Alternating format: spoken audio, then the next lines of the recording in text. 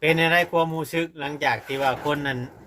ยูทูบเบอร์เฮามาถ่ายมายังน่ะมีคนเข้ามาหาในความรู้สึกจะเป็นแบบไรบ่ครู ตื่นเต้นอยู่บ่ดิดีใจอยู่บ่ เป็นนั่นอยู่แล้วซื่อๆอยู่ ยืนซื่อๆอยู่บ่ เออ บ่ได้ดีใจจักดีเดี๋ยวนี้ฮะ อุ้ยยังน่ะยังเคย ไม่พูด โอ้ตกมาใส่หัวกันโอ้ยบ่ครูปล่อยของแล้วบัด บ่ว่ากูบ่ได้ดีใจจักดีบ่ ยิ้มเลย ดีใจแน่กว่าอ้ายมาหากี่ตมเมืองแอติดนี่ป้าตัวบักหลายๆบ่ดีใจจักดี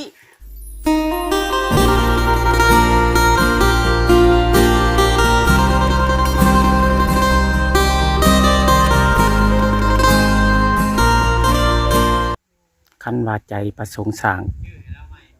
กลางดงกะว่าทงพี่น้องเอ้ยคันว่าใจประสงค์กี่ข้านกลางบ้านกะว่าดงสันโลว่าพี่น้องเอ้ยเนาะก่อนอื่นก็สบายดีสวัสดีพ่อแม่พี่น้องป้องปายเบิร์ดสุขสู่คนเบิร์ดทุกหม่องทุกบอนอะไรพี่น้องเอ้ยเพราะว่าจะเป็น FC ทางภายในหรือว่าต่างประเทศมื้อนี้มาพบหน้าพ่อตามาจ่ายที่จ่วยกันกับบ่าวคำไพ่กับยูทีบ้าน หรือว่าที่อยู่ของบาปูพี่น้องเอ้ยมื้อนี้เดินทางมาหาบาปูเพิ่นพี่น้องเนาะผู้แหละถ้าว่ามีเวลาก็จะเดินทางไปหาสบายบ่เถอะเพิ่นพี่น้องเอ้ยโอเคพี่น้องมาฮอดจอดถึงแล้วก็บ่ต้องออนไลน์อย่าห่างพี่น้องเอ้ยทางบ่าวกับไผนี่ก็สิพา FC หรือว่าพาพ่อแม่พี่น้องเอาเบิดสักคู่ทุกคนนี่ไปโอ้ไปลมนำทางบาปูสักเกินพี่น้องเนาะโอเคพี่น้องทุกพี่น้องเอ้ยมามื้อนี้เสียงแซวๆอยู่ชงม่วนมื้อนี้พี่น้องบิชังนี่ฮะอ้อมคักแน่แท้นี่ฮะ ยันเดี๋ยวมันฮ้อนนิดบ่ สุดยอดบัดนี้ฮะท่านประธานคือนางสูงแท้นะท่านประธาน ว่า สบายดีบ่เวียงกับมามื้อนี้พี่น้อง สิให้เล่าอันแกงไข่ให้คือเห็นในคลิปเจ้าคือเห็นเราแกงไข่น้ำเครื่องหม้ออ่ะ บ่แล้วเราว่าขัวได้นะ ฮะ เราว่าขัวโดยสบายดีบ่ผู้ไม่แต่ม่วนแท้มื้อนี้อ่ะหลายคนมา เป็นอะไรความรู้สึกหลังจากที่ว่าคนนั้นยูทูบเบอร์เฮามาถ่ายมายังน่ะมีคนเข้ามาหาในความรู้สึกจะเป็นแบบไรบ่ครู ตื่นเต้นอยู่บ่ดิดีใจอยู่บ่ เป็นนั่นอยู่แล้วซื่อๆอยู่ ยืนซื่อๆอยู่บ่ เออ บ่ได้ดีใจจักดีเดี๋ยวนี้ฮะ อุ้ยยังน่ะยังเคย ไม่พูด โอ้ตกมาใส่หัวกันโอ้ยบ่ครูปล่อยของแล้วบัด บ่ว่าผู้บ่ได้ดีใจจักดีบ่ ยิ้มเลย ดีใจแน่กว่าอ้ายมาหากี่ตมเมืองแอติดนี่ป้าตัวบักหลายๆบ่ดีใจจักดี ธรรมดาเลย ธรรมดา เอายันว่ามีความแบบว่าแปลกเนาะแต่เก่าคือบ่มีไผเข้ามาวันนี้คือเข้ามาหลายคนนั่นนี่ยันว่ามีความรู้สึกแปลกแนวแน่ ว่าสิหาผู้สาวมาต้อนอยู่ ซื่อๆอยู่แล้วอ่ะ เอาบ่ผู้สาว ยังเห็นภาพกระทำเห็นได้นะ ฮะ บ่เอา บ่เอา ยังเห็นภาพกระทำ บ่เอาผู้สาว เอายังซะ บ่เอาหยัง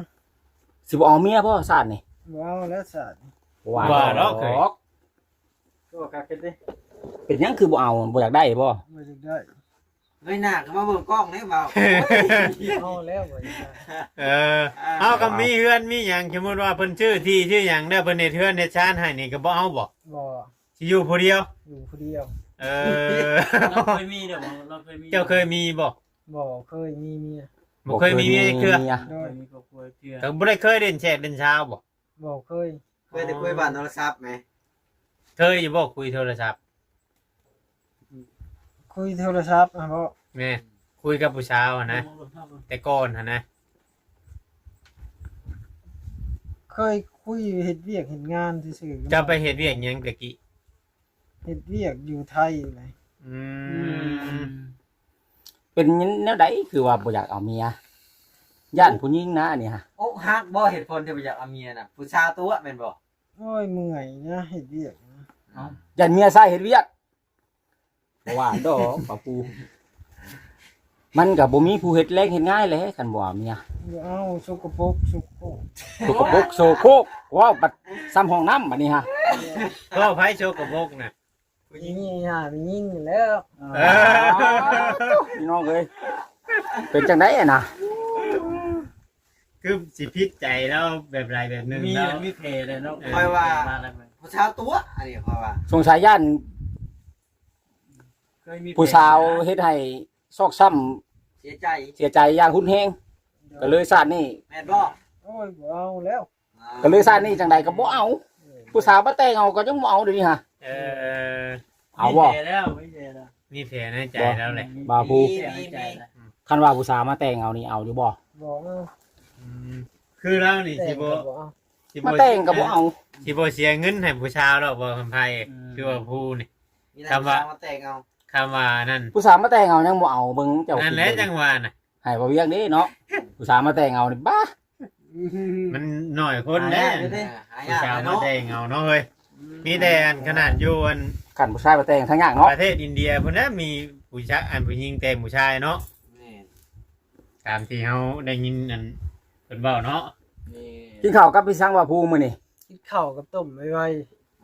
ไวๆกินซ่าก็ได้ติไวๆนะ ๆโดย เอาน้ำตัวใหญ่นี่ยังบ่ได้กินจักดีเนาะยังแซ่บพะเวกคือเก่าพี่น้องเอ้ย ยัง จะกินหัวเสือก่อนได้ เนาะ อืม มันนุ่มแล้วนะหัวเสือ มันนุ่มมันลื่นดิ นุ่มลื่นในคอแล้วอ่ะ อืม กินแล้วมันชื่นนะ เพราะแต่ก่อนกินแต่น้ำยาขยะเนาะ เป็นจังได๋เพิ่นออกมาอยู่บ่ บ่ จักมื้อแล้วเพิ่นบ่ได้ออกมา บ่ออกมามื้อนี้เลย เมื่อวานนี้ออกมา ออกมา เพิ่นได้พี่สังมาให้เพิ่นน่ะ บ่ได้ยัง เพิ่นมาเยี่ยมเจ้าบ่ โดย มื้อนี้สงสัยย่านเพิ่นไปเฮ็ดแนวอื่นเนาะไปเวียงแนวอื่นฝันยังเมื่อคืนนี่ บ่ได้พันยัง เราเคยผ่านแม่นอยู่ว่าจังถามเรื่องผ่าน แม่นนั่นแหล้วเราเว้าพอเราเว้าแต่ว่าเราบอกตรงรถ เอาแม่มันนี่ มื้อนี้เราบ่บอกมื้อนี้ เด็กลาวได้ เรา หม ก็ ด บ่บอก อ่า ทันอยู่บ่ บ่ โอ้ยนอนประพันธ์แฮมบ่สิ่ง บ่สิงรถรุ่นรถ12โตให้เลขอ่ะบ่แม่นจนลำโต มาซื้อเจ้าของ จนมาจักความที่ซื้อ เป็นจังได๋ซะบ่แอนคือว่าไปเบิ่งที่เบิ่งหยังนะ บางที เป็นจังได๋ ยังบ่ได้กลับเข้าไปหาเจ้าของทีมมื้อนี้พอมาพี่ก่อน โอ้ยังบ่ได้ ข้าวออกบ่ ฮู้บ่ว่าราคาเท่าไหร่ อื นะ ม ฮู้แล้วบ่ราคาเท่าไหร่นะ ราคาน่ะยังบ่ทันฮู้ทอแต่คอยไปเบิ่ง ไปเบิ่งแล้ว ไปเบิ่งที่ดินไว้นะว่างามดูงามให้ FC เพิ่นเบิ่งเพิ่นว่าโอ้งามพลาด งามก็ บ่ ยังบ่ ผู้ ฮู้ นี่ ราคาเนาะ บ่สำหรับบ่ผู้นี่อยู่ใช้ก็อยู่ได้เนาะเพราะแค่ว่ามีเพิ่นชื่อให้เนาะ โดย บ่ได้เลือกเราว่าอยู่ใกล้ผีซ่าก็บ่ได้ย่านเราว่าอยู่ได้เบิด อยู่เราเว้าสิได้แต่เก่าก็เราบ่ได้ญาติขอเพียงแต่มีดินเป็นของตัวเองเรา อืม มีบนอยู่นะเราว่า รู้เนาะ แม่นตอนมาก็บ่แอนตอนนั้นมีหลายอย่างให้เลือกเอาอย่างเดียวแล้วในอื่นเราบ่เอาเราเอาเขาในระยะ เออ เอาเขาก่อนเราวะอยากเอาแต่เขาระยะด้วยได้เดี๋ยวนี้ค่ะ บ่ เราบ่เอา อีก อย่าง เนาะ แม่นเราบ่อยากขออย่างมากมายว่าพูนะ อืม กินเบิดหรือบ่สอน แนวมันจำเป็นนะ แม่น ไปเลยเนาะ แต่เงินนี่เราบ่เคยขอเทื่อได้ กิน แม่น ไก่สิหมด เฮาให้เราเอาเฮาบ่ให้เราก็อยา เป่าตัวหนึงฮะ ยังเปล่าเดียว เป่าตัวหนึงได้ฮะใกล้แล้ว ใกล้แล้ว อืม ใกล้จะเบิดแล้วพี่น้องพอรักกินกลับมาเนี่ยเด้ แม่นเราเป็นคนแพงหมา เลี้ยงมาได้เลี้ยงมาโชคโตคน มามื้อนี้เพิ่นจื้อจังปากบ่เฮา โอ้ยมีคนมาก่อนนี่ เพราะว่ามาเมื่อก่อนนี่อยากลึงก็ตามบัดสิเมื่ออะไรยังเฮาเนาะบ่แอน บ่เข้ามากินนี่ก็ห้าวอยู่เนาะบ่รีเข้ามาเนาะ เออ ก่อนมีคนเข้ามาก่อนมันก็ลึง มีหลาย คนแล้วมาหาเนาะ เริ่มมีหลายคนเข้ามามันแฮงขี้ฮอดขี้บ่เฮาคนนั้นมันดึก เจ้าก็ญาติหรือว่าคนเข้ามาหลายๆบ่พูนะ ธรรมดา ธรรมดา ตอนแรกๆได้อะ ตอนแรกก็ญาติบ่ บ่ได้ บ่ปานใด อย่าบอกได้ว่าช่วงใหม่เขามาหาเป็นคนดังแล้วไปรี่มาหาบ่เห็นเนี่ยประจักษ์หน้าเว้าแน่นอนบ่แอน เงยหน้าสิมาสู่กล้องพี่น้าอุ้ยวิธีก้มนั่นน่ะ อยากสาดแต่มองอันนี้ฮะชื่อมาให้ยังเอาอันนี้อยู่มองนี่เนาะ ชื่อมาให้ละไม่อีบ่มองน่ะ ได้ไปใช่หรือบ่หรือยัง ยัง ไปใช่อยู่ใช้มีหวยบ่ มีหวยมีห้องหมดทันนี่ เจ้าร้านบอกด้วยนะ ห้อยละมึนเท่าไหร่ หวยละมัน ทางใดไป หมดแล้วทั้งหมดแล้วปุ๊บเป็นลักย่างไป ไกลแต่บ่ ไก่เด้อ เหือน้อยไปครับ เป็นลักอะไร ลักโกบแล้ว บ่ได้ปลามาหลายกินเบิดเลยเราอ่ะยำเน่า ในใช้ได้มายามไหนได้เทื่อ2-3ตัว เรา เอาอันนี้นะบ่เวียงมันจะสิได้หลายมันได้สิถึกหลายเบิ่งแน่นี่นะอันละสารนะ แต่เราชาให้เบิ่งเด้อจังหน่อยเด้อ ชาเองบ่ตัวนั้นน่ะ ชาเองนี่แหละ อ เรามั่งไผแย่งออกมาแล้วก็ชาดนะฮะ ไปแย่งบ่ แม่แล้วมั่งไผแย่งก็มันขาดออกมาแล้วก็ ที่ ชา เบิ่ ด งมองแล้วจุไผนี่แล้วข้านเข้าเป็นเข้า1กอย อืม ลำบากขนาด คือว่า สุดยอด นั่ เนาะ นอยู่พี่น้องเลยเนาะ ยังกินอยู่บ่กอยกะ ก็ก้อยนี่บ่ คู่มือนี่เดียวนี้นะ2-3มื้อนี่ ย่างกินข้าวก่อน ยังบ่ได้กินกอยนะป้าไปก่อน ปลาไว้ก่อน คันว่าเข้าเบิดแล้วสิกินกอย โดย เอา เป็น เลย ฉุกเฉินก่อนเนาะ มันสุกเซินก้อนนี่ว่าก็มีก่อนกินก่อนเนาะ เนาะนี่คือปลาก้อนมาเช่น บ่ได้ไปหามาเฮ็ดไว้อีกบ่กอยให้มันจืด บ่ จังหน่อยมันเข้าเบิดแล้วบ่ทันแล้วเอากอยมาแล้วบ่จืดเมาเด้ ทันอยู่ ทันบ่ ทัน ยามแรกที่เฮาไปหาแบบไรมันมีบ่ยามแบบ กอยนะ เนี่ย ก็มีแล้วยามนี้นะมี แรงยามนี่ แม่นคันยามเดือนชีนหานี่เครือมันตายอย่างไร อยากเห็นได้เนาะ แม่ มี น ข้าวพุ่นแรง งานไปมันเดิมโดนเดิมอย่างยังบ่ลดเนาะเดี๋ยวนี้เนาะ ยามแรกเนี่ยจะเฮ็ดกินกับนั่นจะบ่ปู ยามแรกกินกับปลากับนก บ่อันบ่มีก่อยน่ะ กินแต่ก้อยเลย จะเฮ็ดไว้ยามนี้ โดย ยามแรกก็กินน้ำ โดยกับคุดมาเห็ดพ่อ มายังแค่ตัวนั้นน่ะมายังตัวน่ะแห้งๆตัวน่ะเก็บบดบ่ เห็ดบ ก็ ด เฮ็ดบดเห็น เห็ดบดเห็ดขาว โอ้เก็บมาไว้คือกันนั่นก็ ก็บ ใครเอามาน่ะ เหกั เจ้าบ่เอามา ข่อยนี่แล้ว เอามาเฮ็ดจังคือจนแห้งแข็งกินได้บ่น่ะ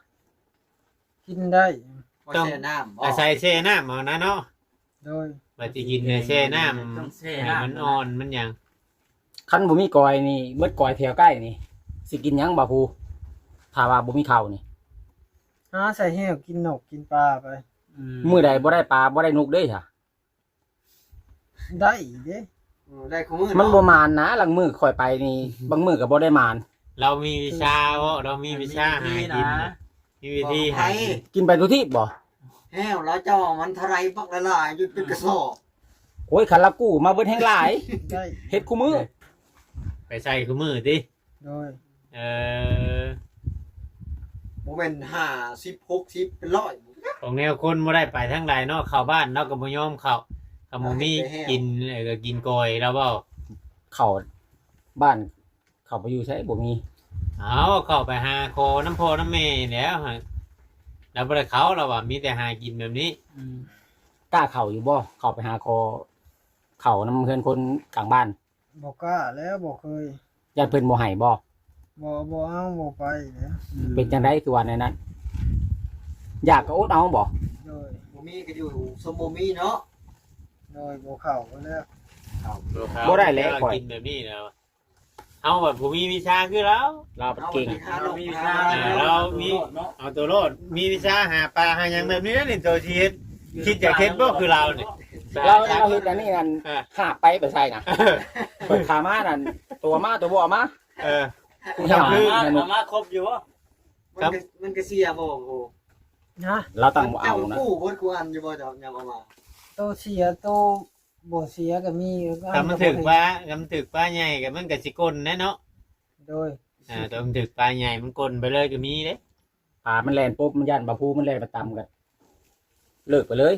เราจักเบาโดยได้ เพราะว่าบ่พูนี่เราว่าเมื่อก่อนนี่ไปใส่แห้วนกพยายาม3เทื่อบ่ถือบ่กู้แล้วว่ะปะเลยมันบ่มาน ตัวนี้นะเอาแยงสารเด้อ นอกจากบอนมันมีปลาลาย จะว่ามันสิติดบ่ คอยว่าปลาตาหมูนะปลา เพราะว่า ตาหมู เอาประตูไม่นี่ว่ายังคันเฮตัวมันเอาสอนสิจะตึกถึงหรือบ่เขาว่าเนาะ ข่อยว่าไปใช้เหี้ยนกขุ่มนกขิมพุ่นแน่ เอ แน่ อ ไอ้ปลาได้นะ แล้วว่าใช้ปลาข่อยมาเห็นทมิตข่อยว่าเราเอาไปใช้เหี้ยนกขุ่มน่ะ คือดิ ทำไปกลางว่าอยู่โคกกับงูสิถึงอันนี้น่ะ บุย นกคุ้ม งู ชื่อ นะ มันชื่อไปได้งูมันก็ร้อยไป โอ้ย เลย งูน่ะถึก ถึกบ่ เจ้าเห็นบ่งู คาดว่ามันถือกับมันสิบ่อยู่ดนเพราะว่ามันบ่แม่นคือมองกับมองนี่มันเกลียมัน บ่ อย่างมัน บ่มันสิเป็นแบบเฮบ่กำไพเฮขาดเฮหยังเจ้าไปเพียกโลดน้ำปลา มันแผ่นใหญ่น่ะสิค้าอยู่นี่มันแผ่นน้อยบ่เวียงคันแผ่นใหญ่อาศัยมันหลายเส้นมันพันกันมัน มันเข้าไปอันนึงเนี่ยงูเนี่ยมันสิเป็นเกล็ดเด้เวลามันถอยเนี่ยเกล็ดมันฮุบมานี่แหละนะตอนคอยอยู่พามใกล้น่ะตะข่ายซ้ำนี่มันยังติดน่ะ ติดบ่ นี่ตะข่ายแบบเอ็นใหญ่น่ะเอ็นใหญ่ เคยอยู่บ่ถึงงูเบาอันนะปู เคยอยู่ อ่า มองเคยอยู่ในซักเคยมันขาดไปนั้น เพราะว่าอันนี้มันเรากลางอยู่น้ำเนาะส่วนใหญ่ก็มันบ่อย่างอันนั้น ถึงงูตะปาเลยเนาะ เนี่ยงูปลางูอย่างอันนั้น แต่ว่ากินบ่งูตะปานะ กินหมดงูตะแหงงูปลา บ่ได้เลือกหยังว่าแต่มีกิน เนาะ บอกง่ายๆว่าเพื่อความอยู่รอดนั่นแหละเรา แม่น คันฆ่าก็กินบ่ อยากกินแล้วบ่กินเลย กินเบื่อ มันเบื่อ บ่ได้ลอกบ่หนังไปจุ่มออก กระ บ่ ข้าง บ่กินแล้วอย่างนี้ ตะกี้เด้ค่ะ กี่กินอยู่ เฮ็ดจังไดกิน ลอกกับบ่หนังมัน โลกแล้ว นึกว่าบ่ลอกปิ้งอีโดนนะ กินแล้วปิ้ง เขาว่าเขาแม่นดีบ่เขาบอกว่ากินตับมันเบื่อบ่ บ่เบื่อ บ่เบื่อบ่ บ่เบื่อ ตับข้างๆนี่นะ โดย เอ กิน อ บ่ กิน เบื่อ อยู่เนาะ โดย บ่เบื่อคันเฮาบ่กินพวกใส่พวกหยังมันกับหนังมันยางเนี่ยมันเป็นให้ยางให้เมา เบื่อบ่กินไข่มันนะ เอ้ามันกินสารพัดถ้าตามันสิบ่เป็นหยัง เอาเฮากินปลาได้ถ้าปลาบ่กินจังซี่กันกบป่าดิ กบปลามันบ่มีผิวหนังบ่มี เขาเรียก ยาง โล มันบ่มียางบ่แม่นอันอื่นดอกพี่น้องเอ้ยว่าผู้นี่กินไปทุกที่คันว่าบ่มี ถามเราอ่ะเที่ยงไฟกับบ่จัก แล้วบ่จักเรามาอยู่ เรา ซื่อ บ่จักพอเราเอามา ๆพอเราเอามาทิ่มไว้ พอเราเอามาถิ่มไว้นี่บ่จักบ่อนให้ลูกอยู่ เออ เดี๋ยวนี้ฮะพ่อก็ไปอาศัยนำเมียอยู่ ยังไง แม่นนำเมียใหม่ดินเมียดินลูกเมียพ่อก็บ่แม่นว่าดินเรากษัตริย์เราให้เอาไปอยู่นํแล้ว บ่จักความเช็ดเนาะ แม่นกินแต่กอยแล้วตะกี้เนาะบ่าวผู้ โดย แซ่บคือกันเนาะ ใช่คือกัน ครับไปพังมาเนี่ยคือว่าง่ายคือเอาว่าโคตรไว้ เอามาปลาไว้มันบ่มีบ่ได้อยู่นะ จะเพิ่น ปลาไว้ ไว้น้ำปลาทั้งโดน ไล่หนีมื้อใดคันว่าเจ้าของที่เพิ่นมาบ่ให้อยู่แล้วก็ นี่อีก2ปี2027แล้ว คันเพิ่นไหวอยู่นี่ลูกใจแล้วนี่ เจ้าสิคิดว่าสิไปอยู่ใช่ว่าภูคำว่าเพิ่นบ่ให้อยู่ หาอยู่แถวป่าแถวโคกแล้วหาอยู่หากิน บ่ฮะหม่องนอนหม่องพักเจ้านะคันเพิ่นบ่ให้เจ้ามานอนอยู่นี่เจ้าสิไปนอนอยู่ไส หาอยู่แถวป่าไปเลย นอนอยู่ป่าผู้ โดย คนป่า ฝนตกเลยอ่ะสิอยู่จังไดอ่ะนะ ฝนตกมีแล้วในมง จะตั้งอยู่ เดี๋ เด้ ยว ดิ พยานี่แล้วนะกู้ไปน้ำดิ โดย ที่แผ่บ่จักอยู่ไปเลยบ่ อยู่ไปเลย ป่า ถ้า ต เป็ ก นมาไล่มาแล้วดิ มีที่ไปแล้วอยู่ไปเลยเลยแหละมีดินผู้ใดนะ ลงไปบวชที่วัดเป็นจังไดบ่ผู้ โดย เพิ่นบ่ให้บวชบ่มีวัดบ่ จบคลิปไว้ก่อนบรรยากาศ ว่าบ่บวชแล้วอยู่วัดนี่ บ่ม่วน เป็นอะไร บ่ม่วนบ่มา บ่ได้ไปหาอยู่หากินบ่ บ่บ่ได้ไปวัดมันสิบ่ได้ไปหาอยู่หากินบ่มักวัด โอ้เรามักแบบประจนภัย โดย มักแบบท้าทายมักแบบสู่ชีวิต ขึ้นอยู่กับ เปิ จิ ด ตใจ ภาพ ค เอา น ไหน ใด อยู่บ้านนะ เราโบอยากบวชก็คือเก่า อืม ใส่จะคู่แล้วเกิดนะ น้ำเต็มหมด ช้าก็ใส่คู่เดียวนี่เลย ใกล้สิขาดแล้วบ่อันนี้บ่ โดย ยังใหม่แท้นี่บ่ตีทองอีตมมัน ว่าไว้ช่วยเป็นระเบียบแค่นี้อุ้ย ล้างเรียบร้อยเนาะ งานจะ ผักกะหรี่พี่น้องมันยังไง เลี้ยงใช่ป่ะ เปิด แก้วยัง ตำยังนี่ฮะ จำพัก ผักยังอันนี้ เครือสตัน อันนี้บ่ได้กิน โดย กับข้าวนะ ตำเครือสตันนี่กินกับข้าว โดย ปลาโทพี่น้องว่าได้กินกับบ่คุ้ม แต่เคยกินเครือสตัน บ่แล้ว มีอย่างนะเนาะ แม่น เครือสตันต้องมีอย่างนั่นแหละ กินแบบไรอันนี้ตั้มเป็นเจลนี่บ่ โดย อ๋อ กินไปนี่ไปที่เนาะ เราข่อยเห็นบ่จักแนวเว้าข่อยนะ พี่น้องน้ำตัวยังทันกิน เราขัวไข่น้ำเครื่องหม้อมาเลียแล้วก็บ่ยอมทิ่มกินก็มาก็ได้แล้วอ่ะข่อยแบบปลาปูบ่เห็นเราบ่จักแนวเว้า ไปมากเลยเอ้าแบบจำเป็นนะว่าเนี่ยอยู่ได้ จำเป็นเนาะ กินได้อยู่แล้วว่ะทอกทิ่มว่ะบ่เฮากินได้อยู่แล้วว่ะ คนอยู่รอดคือว่า บ่นะเป็นกินบ่อยากอยู่ ไปเฮ็ดงานยังอยู่ไทยตะกี้บ่ผู้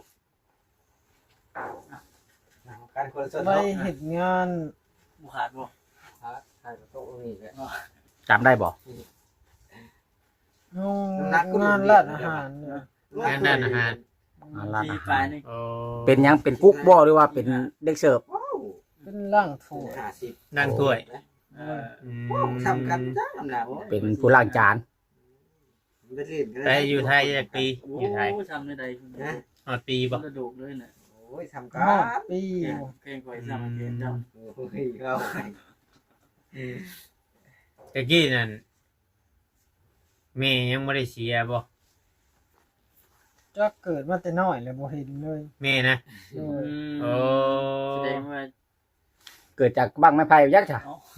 แต่น้อยบ่เห็น หรือว่า เกิ เกิ ด ด บ่เห็นแม่เลยหาก เกิดจากเต้าปู มีแต่ว่าเกิดมานี่เห็นพ่อเอาเมียใหม่แล้วบ่ โดย โอ้ จะไปเชียร์แดงน้องมันจักเนาะ พ่อบ่ได้เคยเล่าสู่ฟังบ่ว่าแม่ไปไสนะ บ่เคยได้ เล่า บ่ จ้ะ จ้ะ ได้ยินแต่เพิ่นเว้าว่าเสียบ่ชื่อ โดย จักเสียบ่เสียนั้นเราบ่ฮู้เดี๋ยวนี้ฮะแม่นบ่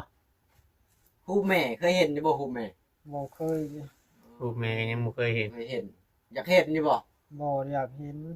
บ่อยากเห็น บ่อยากเห็น บ่อยากเห็น เป็นจังไดคือว่าบ่อยากเห็น บ่อยากเห็นบ่อยากเบิ่งเด้อ เป็นแนวใดคือว่าในนั้น จิตใจเจ้าที่ว่าบ่อยากเห็นบ่อยากเบิ่งรูปแม่นี่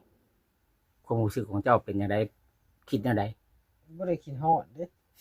บ่ได้คิดฮอดบ่ได้คิดหยังนํเพิ่นเลย บ่ เพราะว่าเฮาบ่เห็นเพิ่นตั้งแต่เฮาเกิดแล้วเฮาบ่เป็นห่วงเป็นใยเพิ่น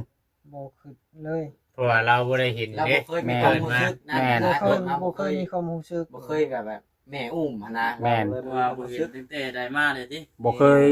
มีความรู้สึกบ่เคยมีความอบอุ่นจากแม่พี่น้องเลยก็เลยบ่คิดฮอดบ่อยากเบิ่งบ่อยากเห็น มันชินเด้จ้ะ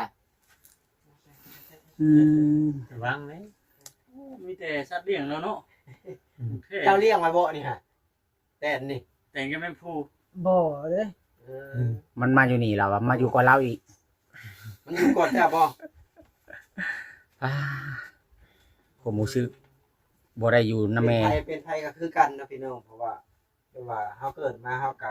เป็นแบบนี้เลยหั่นน่ะ แม่น บ่ติผู้ใดนะพี่น้อง เนี่ยบัดพ่อนี่อันนั้นอยู่เนาะรู้สึกอยู่ว่าพ่อเนาะ ยาก ตรงเนี้ยเพิ่นมาเบิ่งอยู่เนาะอย่า ธร ไป รม ตี ดา เพราะว่าแม่ ไปตีมันไป แม่ก็บ่ได้อันแบบว่าเท้าหาทั้งลูกเนาะลูกก็เลยบ่มีความผูกพันพี่น้องเลยทั้งแม่ก็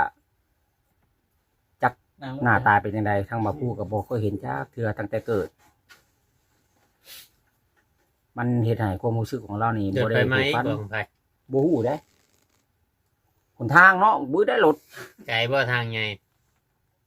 ระหว่างทางนี้ก็ บ่ไกลปานใด ใกล้ๆกัน ประมาณกัน ปานกันเท่าแต่มันเปื้อนเท่านี้นะตลาดออกไปนี่ โอ ก็ เค เจอ พี่น้องคลิปนี้ก็หลายนาทีพอสมควรพี่น้องเอ้ยทางบ่าวกับไผก็จะขอโจคลิปไว้ก่อนเด้อพ่อแม่พี่น้องฝากกดแชร์กดไลค์กดคือเก่าคือเดิมพี่น้องเอ้ยผิดพลาดประการใดขอโทษขออภัยไว้พบกันใหม่ในคลิปต่อไปคลิปนี้สบายดีเด้อพ่อแม่พี่น้องเอ้ยเนาะ